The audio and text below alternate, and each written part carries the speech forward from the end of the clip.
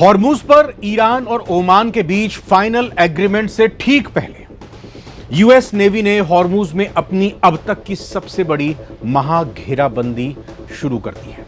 America की central कमान यानी CENTCOM ने समंदर में एक साथ एक एक करके 20 से ज्यादा घातक युद्धपोत उतार दिए हैं।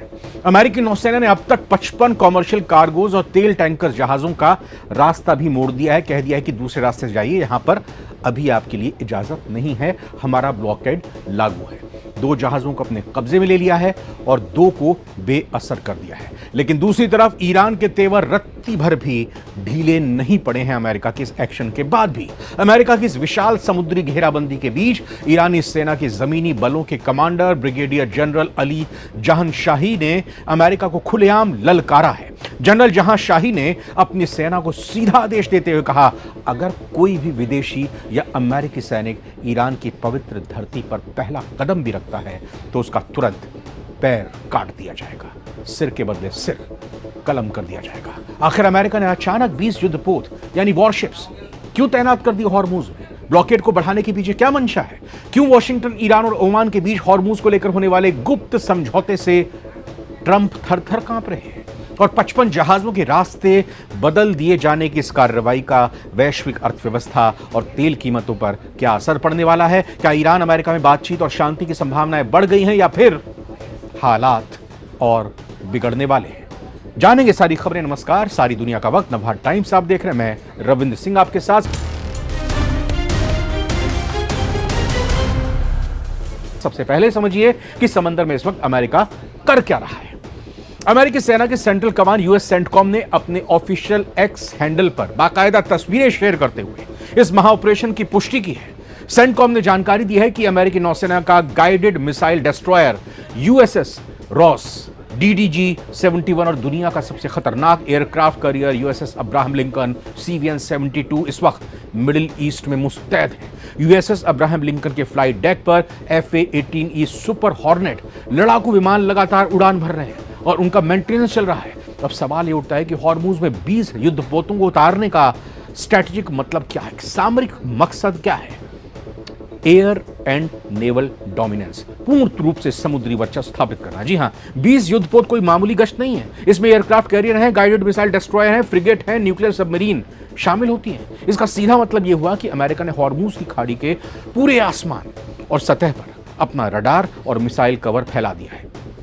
अब ईरानी नौसेना को पंगु बनाना इनका मकसद है। इसका मकसद ईरान की इस्लामिक रिवॉल्यूशनरी गार्ड कॉर्प्स की तेज रफ्तार हमलावर नौकाओं और तटीय मिसाइल बैटरियों को दबाना है ताकि ईरान हॉर्मुज को पूरी तरह अपने नियंत्रण में ना ले सके।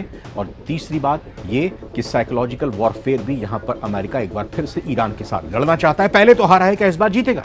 वॉशिंगटन ये संदेश देना चाहता है कि ईरान अगर कोई दुस्साहस करता है तो अमेरिका के पास कुछ ही सेकंड में भारी तबाही मचाने की क्षमता मौजूद है। हमें घर से नहीं लानी पड़ेगी, हम पहले ही आपके घर के सामने लगा चुके हैं तामझाम। अब खबर का दूसरा सबसे महत्वपूर्ण और चिंताजनक पहलू है 55 कॉमर्शियल जहाजों का रास्ता बदल जाना। सेंटकॉम के आधिकारिक आंकड़ों के मुताबिक अमेरिकी ब्लॉकेड यानी नौसैनिक नाकेबंदी को सख्ती से लागू करने के लिए अब तक 55 व्यापारिक जहाजों को रोका गया या उनका रास्ता बदल दिया गया है। इसके अलावा 2 जहाजों को डिसेबल किया गया है और 2 पर अमेरिकी नौसैनिकों ने चढ़कर तलाशी ली है।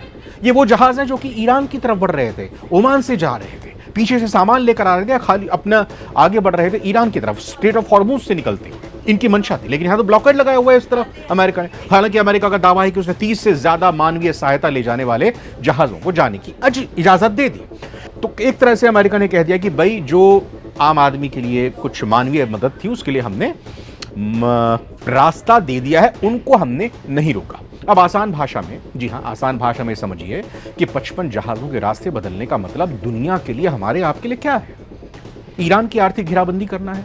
अमेरिका जिन जहाजों को मोड़ रहा है या चेक कर रहा है वो या तो ईरान के बंदरगाहों की तरफ जा रहे थे या ईरान से कच्चा तेल ले जाने की कोशिश में थे। अमेरिका ईरान के तेल निर्यात को पूरी तरह शून्य करना चाहता है। मतलब ना तो कोई आएगा अंदर स्ट्रेट ऑफ हॉर्मुज से ईरान की तरफ, ना ही ईरान से कोई बाहर जाएगा। बाहर पहरेदार के तौर पर अमेरिका बैठा है ताकि उसकी अर्थव्यवस्था पस्त हो जाए। ग्लोबल सप्लाई चेन पर भी आघात होगा। हॉर्मूज की खाड़ी से दुनिया का करीब 20 से 21% कच्चा तेल, भारी मात्रा में LNG गुजरता है। जब 55 जहाजों को रास्ता बदलना पड़ता है तो फिर जहाजों को अफ्रीका के लंबे रास्ते केप ऑफ गुड होप से घूमकर जाना पड़ता है। महंगाई का नया विस्फोट होगा। रास्ता लंबा होने से जहाजों का ईंधन खर्च बढ़ता है, इंश्योरेंस का प्रीमियम बढ़ता है और माल पहुंचने में हफ्तों की देरी हो जाती है। तो अब इसका असर भारत पर भी, यूरोप पर भी, एशियाई देशों पर भी, पेट्रोल डीजल की रोजमर्रा की चीजों की कीमतों पर पड़ेगा। अमेरिका भी अब इसको लेकर आगे बढ़ रहा है। अब आते हैं इस पूरी खबर के सबसे बड़े जियोपॉलिटिकल सस्पेंस पर। आखिर अमेरिका इस वक्त इतनी जल्दबाजी और बौखलाहट में क्यों है? क्यों ऐसा कर रहा है? क्यों उसने अचानक 20 युद्धपोत झोंक दिए? इसके पीछे की मुख्य वजह है ईरान और ओमान के बीच हो रही गुप्त और बेहद महत्वपूर्ण डील हॉर्मुज पर। ईरान के विदेश मंत्री अरागची ने हाल ही में यह पुष्टि की कि ईरान और ओमान हॉर्मुज की खाड़ी में जहाजों की आवाजाही के लिए एक नए कानूनी और तकनीकी फ्रेमवर्क पर समझौते के बेहद करीब पहुंच चुके हैं। अब समझिए कि अमेरिका इस समझौते से घबराया क्यों हुआ है। अमेरिकी एकाधिकार को चुनौती दे रहा है यह समझौता। अब तक अमेरिका खुद को अंतर्राष्ट्रीय समुद्री रास्तों का ग्लोबल पुलिसमैन मानता आया है। अगर ईरान और ओमान मिलकर हॉर्मुज का एक नया ट्रैफिक रूट तय कर लेते हैं तो इस रणनीतिक जलमार्ग पर अमेरिका का नियंत्रण हमेशा हमेशा के लिए खत्म हो जाएगा। दूसरा पहलू भी है सिक्के का। वो क्या है? ईरान ने साफ कह दिया कि ओमान के साथ डील अपनी जगह है, लेकिन हॉर्मुज को पूरी तरह तब तक नहीं खोलेंगे जब तक अमेरिका अपने वादों का उल्लंघन बंद नहीं करता और ईरान को हुए नुकसान का मुआवजा नहीं देता। अपनी 6 नई शर्तें थोप दी हैं। ट्रंप प्रशासन की मजबूरी इसमें दिखाई देती है क्योंकि अमेरिका को डर है कि अगर ईरान और ओमान ने अपनी शर्तों पर जहाजों को आने जाने की इजाजत देना शुरू कर दिया तो वॉशिंगटन की मैक्सिमम प्रेशर पॉलिसी और आर्थिक नाकेबंदी पूरी तरह नाकाम साबित होगी। इसीलिए ईरान ओमान समझौते को बेअसर करने और तेहरान पर दबाव बनाए रखने के लिए अमेरिका ने वार्ता की मेज के बजाय समंदर में 20 युद्धपोत उतारकर गुंडागर्दी और सख्ती दिखाने का रास्ता चुनना बेहतर समझा है। अब अमेरिका की इस महाघेराबंदी के जवाब में ईरान ने जो तेवर दिखाए हैं उसने पूरी दुनिया की सांसें थाम दी हैं। ईरानी थल सेना, ईरानियन आर्मी ग्राउंड फोर्सेस के कमांडर ब्रिगेडियर जनरल अली जहां शाही ने दक्षिण पूर्वी ईरान में सैन्य टुकड़ियों का दौरा करते हुए अमेरिकी सेना को चेतावनी दी है कि ब्रिगेडियर जनरल अली जहां शाही ने बयान देते हुए कहा, अपनी सीमाओं की सुरक्षा के लिए पूरी तरह तैयार रहो। अपने फौजियों से आह्वान किया और ये कहा कि अगर किसी भी अमेरिकी सैनिक ने हमारी जमीन पर कदम रखने की जुर्रत की तो उसके पैर काट दिए जाएंगे। हम दुश्मन के किसी भी हमले का ऐसा मुंह तोड़ और विनाशकारी जवाब देंगे, इतिहास याद रखेगा। जनरल जहांशाही का यह बयान कोई खोखली धमकी नहीं लगती।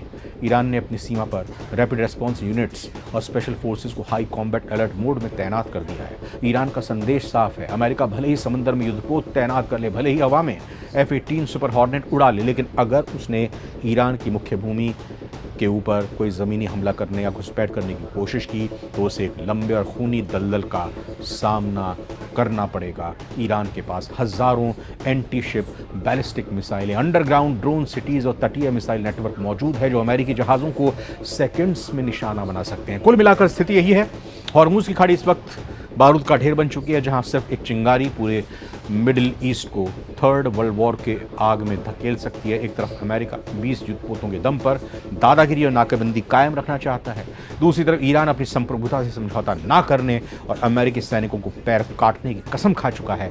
अब आप क्या सोचते हैं, क्या अमेरिका का यह कदम मिडिल ईस्ट में शांति लाएगा या ये एक भयंकर युद्ध की शुरुआत है? क्या ईरान ओमान का समझौता अमेरिका के ब्लॉकेड को तोड़ने में कामयाब हो पाएगा?